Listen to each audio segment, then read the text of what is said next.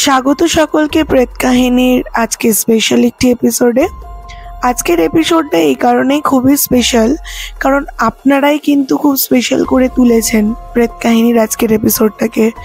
আপনাদের ভালোবাসার জন্যই কিন্তু আজকে আমরা 1K ফ্যামিলি হতে পেরেছি, এবং আগামী দিনেও যাতে আরও বেশি আমরা হতে পারি সেটাও কিন্তু আপনাদেরকেই দেখতে হবে। আপনারা চটপট এখনও যারা সাবস্ক্রাইব করেননি চটপট করে সাবস্ক্রাইব করে দেবেন। আর আজকের এপিসোডটা কিন্তু প্রচণ্ড ভয়ানক একটি এপিসোড, যেটা আমি রেকর্ড করার সময় আমার নিজেরও গায়ে কাঁটা দিয়ে উঠেছিল।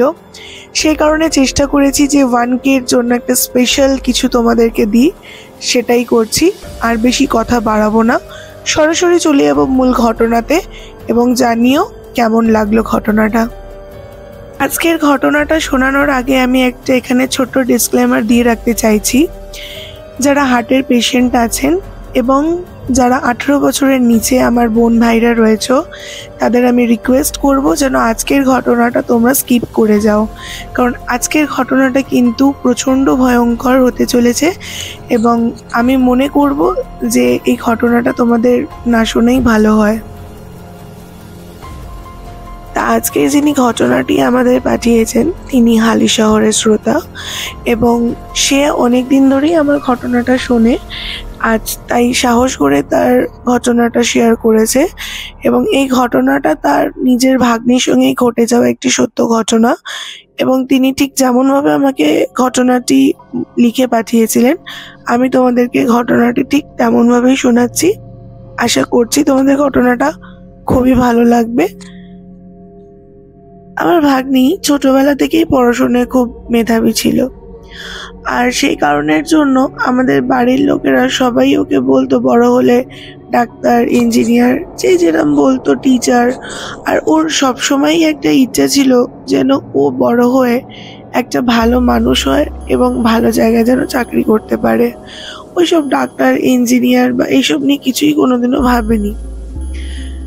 যখন ও বড় হয়ে 12-এর পর যখন কলেজে ভর্তি হলো, যেহেতু ওদের বাড়ি অনেকটা দূর বর্ধমান জেলাতে, এবং ও আমাদের এই হালিশহরে একটি ভালো কলেজে ভর্তি হয়, আর সেই কারণের জন্য অনেকটা ডিস্টেন্স হয়ে যাওয়ার জন্য ওকে আমরা আমাদের বাড়ি থেকেই রেখে পড়াশোনা শেখাচ্ছিলাম। এবং শেখানোর পর আমাদের ঘরেতে ও ভীষণ ভালোভাবেই থাকছিল, ওর মধ্যে কোনো বাজে রকম কিছুই আমরা দেখতে পেতাম না। কলেজে উঠলে অনেকেই তো উচ্ছৃঙ্খল হয়ে যায়, কিন্তু ওর মধ্যে এই জিনিসটা কোনোদিনই আমরা দেখতেও পাইনি বা বুঝতেও পারিনি। আরও একটা জিনিস তোমাকে এখানে জানিয়ে রাখছি, আমার ভাগ্নিকে খুবই সুন্দর দেখতে এবং ঠিক ততটাই লম্বা চুল, রূপে গুণে দুটোতেই লক্ষ্মী সরস্বতী। তা যাই হোক, ও রোজ কলেজে যেত, ওকে আমি ছাড়তে যেতাম ফার্স্ট ইয়ারটা। সেকেন্ড ইয়ার যখন ও উঠলো তখন আমাদেরকে ওই নিজেই বললো যে না গো মামা, তোমাকে আর ছাড়তে যেতে হবে না, তোমার তো অনেক কাজ থাকে, আমি একা একাই কলেজে যেতে পারবো, তোমাকে এত আমার জন্য চিন্তা করতে হবে না। তা দেখলাম যে না, বেশ একটু বড় হয়েছে, এবার একটু একটু করে একা না ছাড়লে রাস্তাঘাট চলাফেরা করতে পারবে না, সেজন্যই ওইটুকু ওকে একা একা ছাড়তাম। কলেজে যাওয়ার পর বেশ কিছুদিন পর থেকে ও বাড়িতে রেগে মেগে ঘরে ঢুকে দরজা বন্ধ করে দিত। অনেকবারই জিজ্ঞাসা করেছি যে তোর মাঝে মাঝে কি হয় যদি কলেজ থেকে ওরম রেগে রেগে ঘরে চলে আসিস? ও কোনোদিনই কিছু বলতো না। তো ওর মামি বলতো হয়তো বন্ধু বান্ধবদের সঙ্গে কিছু হয়েছে, ছেড়ে দাও ওইসব কলেজের ব্যাপার, ওকে জিজ্ঞাসা করো, ওর তো বড় হয়ে গেছে, ও লজ্জা পাবে আর তোমাকে বলতে, আর তুমিও কেন মামা হয়ে লজ্জা ইয়েটা কাটিয়ে দিচ্ছ ওর। ও যেমন বলতে চাইছে না, তোমাকেও জিজ্ঞাসা করতে হবে না, ও ভালো মেয়ে, ওর সব কিছু ঠিকঠাকই হবে। এই বলে আমি কিছুই বলতাম না আমার বউয়ের কথা শুনে, ওকে ওইরকমই ওর মতন ভাবেই আমি ছেড়ে দিয়েছিলাম। বেশ কিছুদিন যাওয়ার পর ভ্যালেন্টাইন্স ডে দিনকে ও বাড়িতে যখন আসে, খুব রাগ দেখায়, ব্যাগটা এসে ছুঁড়ে ফেলে দেয়, তেজ কাঁদছে।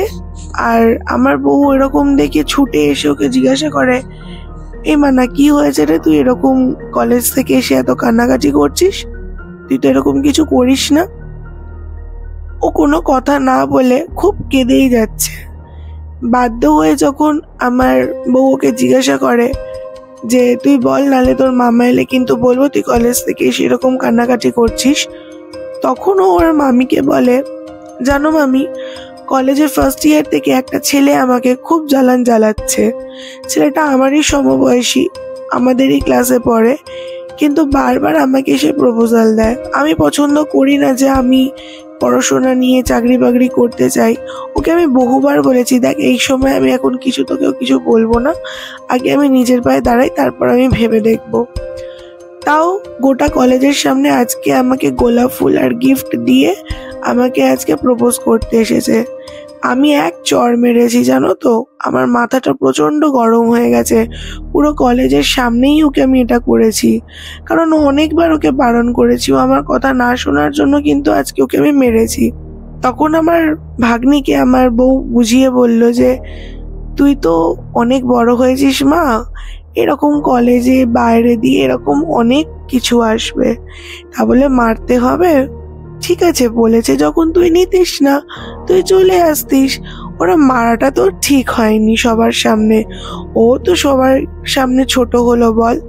তখন আমার ভাগ্নি কাঁদতে কাঁদতেই বলছে, না গো মামি, অনেকবার বলেছি, শোনে না, আজকে মাথা গরম হয়ে গেছিল।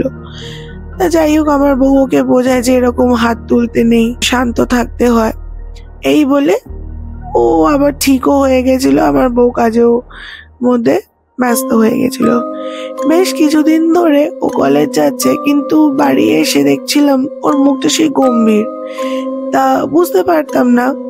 তো ওর মামি একদিন ওকে জিজ্ঞাসা করেছিল, হ্যাঁ রে, এখনো তোর মনের মধ্যে ওরকম কোনো দণ্ড রয়েছে যে তুই কলেজ থেকে এসে তোর মুখ গম্ভীর থাকে, এখনো কি তোকে ডিস্টার্ব করছে? তাহলে বল, আমি আর তোর মামা তাহলে কলেজে গিয়ে ছেলেটার সাথে কথা বলবো।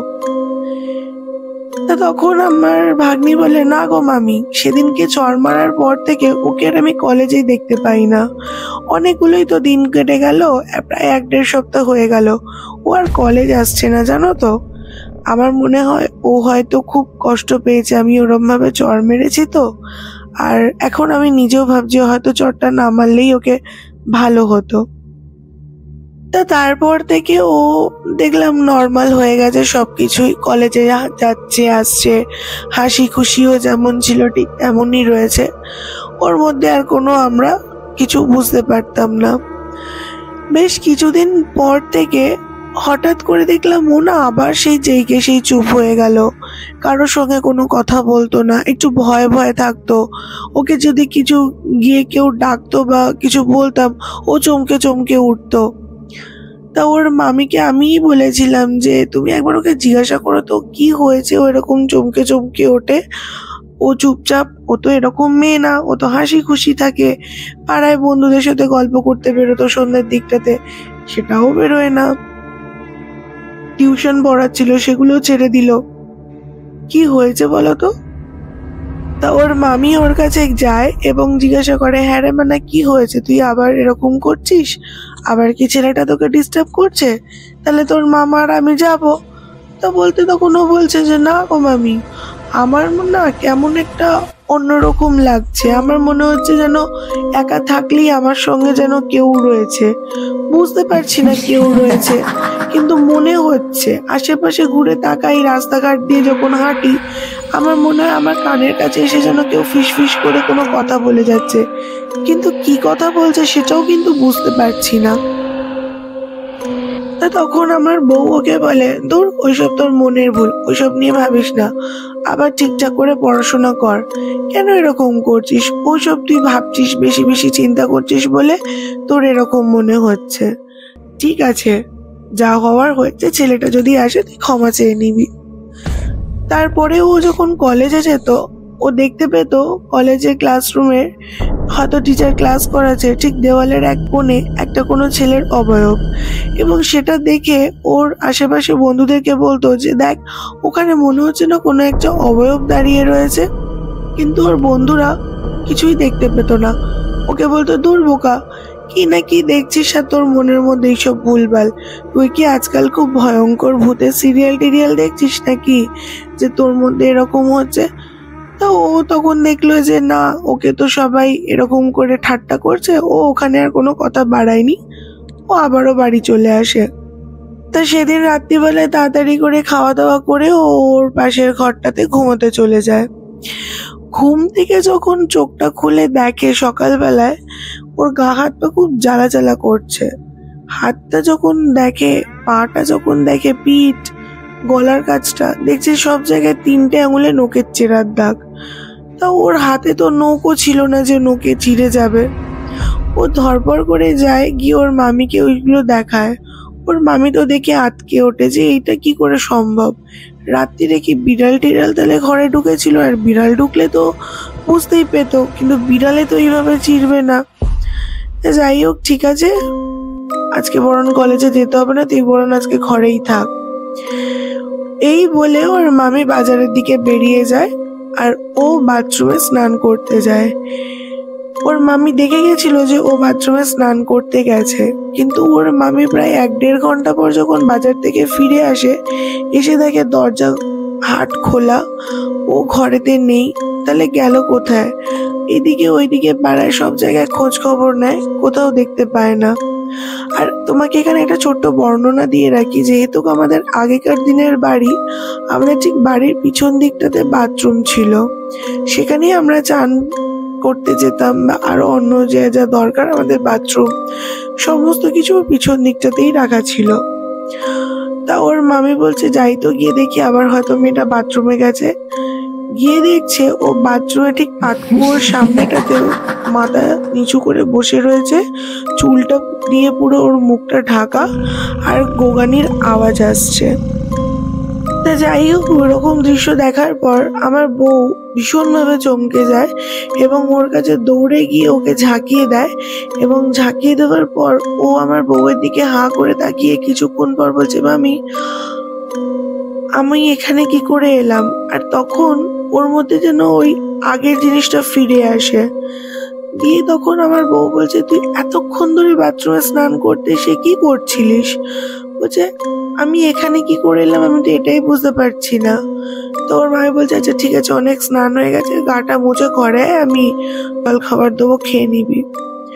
ওর মামি এসে জল খাবার বেড়ে বসে আছে, তখনও দেখছে ও বাথরুম থেকে আসছে না। ওর মামি তখন আরেকটু ভয় পেয়ে যায় যে আমি তোকে বলে এলাম। আবারও যখন যায় তখন দেখছে পাতকোর দিকে পা দুটোকে ঝুলিয়ে, মাথাটাকে ঝুঁকিয়ে পাতকোর দিকে বসে রয়েছে, চুলটাকে সামনে মুখে। ওই অবস্থায় দেখে তো আমার বউ অবাক হয়ে যায় এবং আশেপাশে চিৎকার করে লোকজনকে ডেকে ওকে ওইখান থেকে তুলি ওকে ঘরেতে নিয়ে আসার পর বেশ কিছুক্ষণ পর ও ওর নিজের স্তম্ভিতটা ফিরে পায়। এবং তখন সবাই যখন ওকে জিজ্ঞাসা করে যে তুই ওখানে ওরকম ভাবে বসেছিলিস কেন রে, মাথাটা কি তোর খারাপ হয়ে গেছে নাকি? তখন ও বলছে, আমি সত্যি বলছি, বিশ্বাস করো, আমি বুঝতে পারছি না আমি কেন এরকম ভাবে বসেছিলাম, আমার কিচ্ছু মনে পড়ছে না। মামি ডেকে গেল, কিন্তু তারপর আবার আমার কি হলো আমি নিজেই জানি না। ধীরে ধীরে ওর মধ্যে যেন অনেক রকম চেঞ্জেস আসা শুরু করলো, যেগুলো আমরা দেখে বেশ অবাক হচ্ছিলাম। যে পরিমাণে ও ভাত খেত তার থেকে বেশি ভাত খাওয়া শুরু করলো। তারপরে একটু নোংরা নোংরা, মানে ওকে এরকম দেখিনি যে চান করতে যায় না, ঘরের মধ্যে একা থাকতে চায়, দরজা বন্ধ করে দিচ্ছে মুখের ওপর, কিছু বললেই ওর রাগ হয়ে যাচ্ছে। এই জিনিসগুলো ওর মধ্যে দিয়ে না বদলাতে থাকলো। দিনে দিনে যেন ওর মধ্যে একটা আমাদের প্রতি ঘৃণা শুরু হলো এবং কিছু বললেই নিজের গায়ে নিজেই নখ দিয়ে আঁচড় কাটতে লাগতো। বুঝতে পারছিলাম না যে ও এরকম পাগলামিগুলো কেন করছে। তা তখন আশেপাশের লোকেরা বলেছিল, দেখো হয়তো মাথাটা খারাপ হয়ে গেছে, কলেজে কে হয়তো কিছু বলেছে, বা নিজে হয়তো কোনো ছেলেকে ভালোবাসতো, সে ছেলেটা ছেড়ে গেছে বলে এরকম পাগলামি করছে। গ্রামের ব্যাপার বুঝতেই তো পারছো, নানান লোকের নানান কথাবার্তা। তা সব শুনেও আমরা চুপ ছিলাম যে ঠিক আছে, যদি মেয়েটা ঠিক হয়ে যাবে। অনেক ডাক্তার, অনেক কিছু দেখিয়েছি, কোনো রকমের কিচ্ছু রেজাল্ট পাচ্ছিলাম না। এই করতে করতে প্রায় 2 মাস হয়ে গেছিল। আমরা ডাক্তার, সাইকিয়াট্রিস্ট সব কিছু কনসাল্ট করেছিলাম, কেউ কোনো রেজাল্ট দিতে পারেনি, কেউ ধরতেই পারছিল না যে কি হচ্ছে অ্যাকচুয়ালি ব্যাপারটা। কিন্তু আমরা কেউই বুঝতে পারিনি যে এরকম একটা অভিশপ্ত রাত আমাদের জীবনে নেমে আসবে। সেদিন ছিল অমাবস্যার রাত। আর এত তো মাথায় থাকে না কবে অমাবস্যা বা পূর্ণিমা পড়ে, আমাদের মধ্যে তো অত কিছু দেখি না, নর্মাল অফিস যাই আমি। তা আমি অফিস থেকে ফিরতে ফিরতে সেদিন প্রায় 11:30 বেজে গিয়েছিল। লাস্ট ট্রেনেই বাড়ি ফিরেছিলাম অফিসের অনেক চাপেতে। আসার পর আমার বউয়ের মুখ থেকে শুনি যে ও সেই সন্ধ্যে থেকে দরজা আটকে ঘরের মধ্যে বসে রয়েছে, একবারের জন্য দরজা খোলেনি। তো তখন আমি একটু আমার বউকে মুখ ঝামটা দিয়েই বলি যে মেয়েটা সেই সন্ধ্যে থেকে দরজা আটকে বসে রয়েছে, তুমি একবারে দরজা খোলোনি, এটা একদমই উচিত করনি, দরজাটা তোমার খোলা উচিত ছিল। তা আমার বউ বলছে যে ঠিক আছে তুমি চলো, আমি যাচ্ছি, গিয়ে দরজাটা খুলছি। আমার না বেশ ভয় লাগে, ও কেমন বড় বড় চোখ করে তাকায়, আর ওর চোখগুলো না লাল হয়ে যায় যখন ওরম করে আমার দিকে তাকায়। আমার ওর কাছে যেতেই ভয় লাগে। তুমি চলো, আমি দরজাটা ধাক্কাচ্ছি। অনেকক্ষণ ধরে দরজা ধাক্কানোর পর ও দরজাটা খুলে মাথা নিচু করে ঘরে যখন আবার ঢুকে যায়, দেখছি ওর হাত থেকে টপ টপ টপ টপ করে রক্ত পড়ছে। আমরা আশেপাশে দেখছি যে কি করে সম্ভব রক্ত ঘরের মধ্যে, দেখছি ওর হাত থেকে বেয়ে বেয়ে রক্তটা পড়ছে। তাও আমার বউ ওরকম দেখার পর আমাকে একটু ঠোকা দিয়ে বলছে, ইশারা করে দেখো নিচেতে কত রক্ত পড়ে রয়েছে, কি করে রক্ত বেরোচ্ছে, ওর হাত থেকে রক্ত পড়ছে। আর চুলগুলো কিন্তু ওর মুখ ঢাকা দেওয়াই ছিল, সামনের দিকে চুল। আবার ওরকম ভাবে বিছানায় গিয়ে বসে পড়েছে সামনে চুলগুলোকে ঝুলিয়ে। তখন আমি সাহস করে ওর সামনে যখন যাই, চুলটা যখন ওর সরাই, ওর ওই বিভীষিকা মুখ দেখে আমিও ভীষণ ভয় পেয়ে যাই। দেখছি ওর মুখের চারিপাশে রক্ত, আর ঠোঁটের ঠিক পাশ থেকে একটু একটু করে রক্ত গড়াচ্ছে, আর ওর চোখের মণিগুলো পুরো সাদা হয়ে গেছে। কিছুতেই বুঝতে পারছিলাম না যে তখন কি করবো। আর হাতে পুরো নখের ছেঁড়ার দাগ। ওকে দেখে তো আমি পিছনে ছিটকে চলে আসি। ওর মামি তো ভগবানের নাম করে ডাকতে লাগে। তারপর আমি ওর মামিকে বলি, এটা সাধারণ কিছু মনে হচ্ছে না, চলো কিছু একটা করতে হবে, না হলে কিন্তু ওকে বাঁচিয়ে আমরা ফিরতে পারবো না, কিছু তো একটা করতেই হবে আমাদেরকে। যখন আমরা বেরোতে যাব, ও কি জানি কি করলো, দরজার দিকে তাকালো, হঠাৎ করে দেখি দরজাটা দুম করে বন্ধ হয়ে গেল, আর আমরা কোনো মতেই দরজাটা খুলতে পারছি না। আমাদেরকে খালি বলছে আমাকে রক্ত এনে দে, আমি রক্ত খাবো। আমরা তো ভয় কাটা হয়ে গেছিলাম ওরকম ও দৃশ্য দেখে। তখন ওকে অনেক কিছু করে বোঝানোর পর যাই হোক দরজাটা আমরা খুলে বেরোই। বেরিয়ে আশেপাশে আমার 2-3টে বন্ধুকে বলি, ওর মামি তো ভয়তে একা ঘরেই ঢুকতে পারছিল না। তারপরে সেই বন্ধুরা মিলে আমাদের বাড়ি থেকে বেশ কিছুটা দূরে এক শ্মশানের পাশে একটা তান্ত্রিক থাকে, তার কাছে আমাদেরকে নিয়ে যায় এবং তার কাছে নিয়ে গিয়ে আমাদেরকে জিজ্ঞাসা করে যে কি হয়েছে তোর বাড়িতে, তুই এত রাত্রিরে এই অমাবস্যাতে এসেছিস। তখন আমি সবটা খুলে বলি যে এরকম এরকম ব্যাপার এতদিন ধরে হচ্ছে। তখন জানি না সে ওখানে বসে কি সব গুনালো, গুনিয়ে উনি বলল যে হ্যাঁ, যে ছেলেটাকে তোর ভাগ্নি চড় মেরেছিল গোটা কলেজের সামনে, সেই ছেলেটাই কোনোভাবে কোনো বড় তান্ত্রিকের কাছে গিয়ে তোর ভাগ্নির প্রতি প্রেত চালান করেছিল। হয়তো তোর ভাগ্নির মাথার চুল নিয়ে নিয়েছিল বা কিছু একটা করেছিল, কারণ তোর ভাগ্নির কাছাকাছি ও ঘুরতো, যার জন্য কিন্তু এইটা করেছে রাগের বশেতে। দেখছি আমি কতটা কি করতে পারি। তারপরে উনি ওখানে বসেই কিছু ক্রিয়াকর্ম কাজগুলো করে এবং বলে যে তোর ভাগ্নিকে এখানে ডেকে নিয়ে আয়, আর এখানে বসেই কাজ হবে, তোর বাড়িতে গিয়ে কাজ করলে সেটা হবে না। উনি বলার পর আমরা যাই আমাদের বাড়িতে আমার ভাগ্নিকে আনার জন্য, এবং গিয়ে সবাই দেখছি বাড়ির বাইরে ভিড় হয়ে গেছে, সবাই ভয়তে কেউ ঢুকতে চাইছিল না। তা আমরা জোর করেই কিছু ছেলেরা ঢুকেছি। ঢুকে যখন দেখছি ওকে, এক অবাক করা দৃশ্য যেটা দেখার জন্য আমরা কেউই প্রস্তুত ছিলাম না। খাট থেকে প্রায় 1-2 হাত উঁচুতে ও হাওয়ার মধ্যে ভাসছে। আর ভীষণ জোরে জোরে হা হা করে চিৎকার করে হাসির আওয়াজ আসছে, আর খালি বলছে আমাকে রক্ত দে, রক্ত দিবি না, আমাকে রক্ত দে, আমি খাবো। তখন আমাদের মধ্যে কেউই সাহস করে ওর পাশে যেতে পারছিলাম না, যদি আমাদেরকেই ও কিছু করে দেয়। যাই হোক, আমরা ওখান থেকে আবারও সেই তান্ত্রিকের কাছে যাই, ওনাকে গিয়ে বলি বাবা ওকে কোনোভাবেই আনা সম্ভব না, এই এই ঘটনা। বলছে সে কি রে, কি বলছিসটা কি, ঠিক আছে চল আমি যাচ্ছি। এবং তিনি তার কিছু শিষ্যদেরকে নিয়ে আমাদের বাড়ির বাইরে এক বিশাল বড় যজ্ঞ করে। যজ্ঞের মধ্যে বাইরে বাউন্ডারি টেনে দেয় যে ওই গোল চক্রটার মধ্যে যেন ও ছাড়া আর বাইরের লোক কেউ না ঢুকতে পারে, সেরকম ব্যবস্থা করে। ওইখানে ওকে বসিয়ে যোগ্য টোগ্য করার পর বেশ কিছুক্ষণ পর ওখানে পড়েও যায়, পড়ে গিয়ে গোগাতে লেগে যায়। তারপরে তো আমরা যাই ওকে তুলবো বলে, কিন্তু উনি স্ট্রিক্টলি বারণ করে দিয়েছিল যেন ওর গায়ে আমরা এখন কোনোভাবেই না টাচ করি, কারণ ওকে যদি আমরা কোনোভাবে একবার স্পর্শ করে দিই ওর এনার্জি পাওয়ারটা আরো দ্বিগুণ হয়ে যাবে, আর ওনার যে এতক্ষণ ধরে উনি যে ক্রিয়া কাজগুলো করছিল সেগুলো সবই বিফলে চলে যাবে। তা বেশ কিছুক্ষণ ধরে ওরম গোগানোর পর আবার ও উঠে বসে, এবং ওই যে পিঁড়িতেতে ওকে বসানো হয়েছিল সেখান থেকে ও প্রায় 1 হাত উঁচুতে উঠে যায়, আর নিজের হাত পা গুলো নিজের চিরতে লেগে যায়।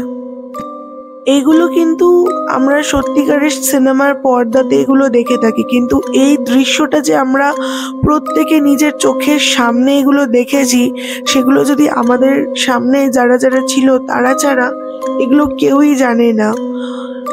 তা যাই হোক, তার অনেক কিছু করার পর ও নর্মাল হয়, এবং আমাদেরকে বারবার করে বলে দেওয়া হয় যে ওকে এই কলেজ ছাড়িয়ে দাও, আর এই বাড়িটা তোমরা বিক্রি করে চলে যাও, কারণ এই বাড়ির মধ্যেই কিন্তু সেই আত্মাটা আবারও ওকে ধরার চেষ্টা করবে এবং আশেপাশে ঘুরবে। এখান থেকে তোমরাও ছেড়ে চলে যাও। এবার ওর সঙ্গে হয়েছে, এবার কিন্তু ও প্রতিশোধ নেওয়ার জন্য তোমাদেরকেও কিছু না কিছু ভাবে অ্যাটাক করতে পারে, তো তোমরা যত তাড়াতাড়ি সম্ভব এই বাড়ি ভিটে ছেড়ে চলে যাও। অনেক কষ্টের পর আমরা লোকজন ডেকে ওই বাড়ি বিক্রি করে দিয়ে আজকে আমরা বর্ধমানেই একটা ফ্ল্যাট কিনে আমার ভাগ্নিকে নিয়ে আমরা থাকি। সেখান থেকেই ও এখন পড়াশোনা করছে, এখন একটু ভালো আছে, সুস্থ আছে। এই ঘটনাটা প্রায় 1-2 বছর আগেকার ঘটনা। এটাই তোমাকে শেয়ার করলাম যে মানুষ রাগের বশেতে কত না কিছু করে দেয় লোকের। একবারের জন্য ভাবে না যে সেই মানুষটার বাড়িতে আরো 5টা লোককে কতটা হ্যারাসমেন্ট পোয়াতে হয়। এবং এই সমস্ত জিনিসগুলো যদি নিজের চোখে না দেখতাম হয়তো বিশ্বাস করতে পারতাম না। আর এই ঘটনাটা সত্যিকারের ঘটেছে আমার নিজের ভাগ্নির সঙ্গে, তাই দিদি তোমাকে শেয়ার করলাম। যদি তোমার ভালো লেগে থাকে তুমি কিন্তু অতি অবশ্যই তোমার শ্রোতা বন্ধুদেরকে তোমার মতন করে ঘটনাটা গুছিয়ে শুনিও। ধন্যবাদ। ধন্যবাদ দাদা, আপনি এত সুন্দর একটা ঘটনা আমাদেরকে শেয়ার করেছেন, আর আমাদের মনে হয়েছে যে আপনার এই ঘটনাটা আমাদের 1K স্পেশাল এপিসোডের জন্য একদম পারফেক্ট একটি ঘটনা। বিগত 1.5 বছর ধরে হয়তো আমরা আপনাদেরকে অনেক রকম ঘটনা এন্টারটেনমেন্ট করে গেছি, কিন্তু এই ঘটনাটা আমার ভীষণই ভয় লেগেছিল। যাই হোক, আর আমি বেশি কথা বাড়াবো না। এখনো অবধি যারা আমাদেরকে সাবস্ক্রাইব করোনি চটপট করে কিন্তু সাবস্ক্রাইব করে বেল নোটিফিকেশনটা অন করে রেখে দাও, যাতে প্রথম ঘটনা এলেই তোমাদের কাছে নোটিফিকেশন চলে যেতে পারে। আর খুব শীঘ্রই কিন্তু আমাদের প্রেত কাহিনী শর্টস আসতে চলেছে, আর তার কিছুদিনের মধ্যেই কিন্তু আমাদের পডকাস্টও স্টার্ট হয়ে যাবে। আমরা সেই ব্যবস্থাই করছি। আপনারা যারা যারা আমাদেরকে ঘটনা পাঠাতে চাইছেন আমাদেরকে চটপট করে ঘটনা পাঠিয়ে ফেলতে পারেন আমাদের হোয়াটসঅ্যাপে, কিংবা আমাদেরকে মেল করতে পারেন। আমাদের হোয়াটসঅ্যাপ নাম্বার হচ্ছে 8100408986। আমাদের জিমেল আইডি হচ্ছে pretk266@gmail.com। এবং যারা যারা আমাদের ব্রডকাস্টে আসতে চাইছেন প্লিজ আমাদেরকে একটু হোয়াটসঅ্যাপ করে দেবেন। আর প্রতিবারের মতন ঘটনার শেষে একটাই কথা বলতে চাইছি, আমরা কিন্তু কোনো কুসংস্কার, অন্ধবিশ্বাস এবং কালো জাদুকে প্রমোট করি না এবং সেটা কোনোদিনও করবই না। এবং আপনারা যারা বিশ্বাস করেন তাদের জন্য খুবই ভালো কথা, এবং যারা বিশ্বাস করেন না তাদের উদ্দেশ্যে বলে রাখি, আপনারা ঘটনাগুলোকে অ্যাজ ইফ এন্টারটেনমেন্ট হিসেবেই নেবেন, সেটাই ভালো হবে। দেখা হচ্ছে পরের রবিবার নতুন গল্প নিয়ে। ধন্যবাদ।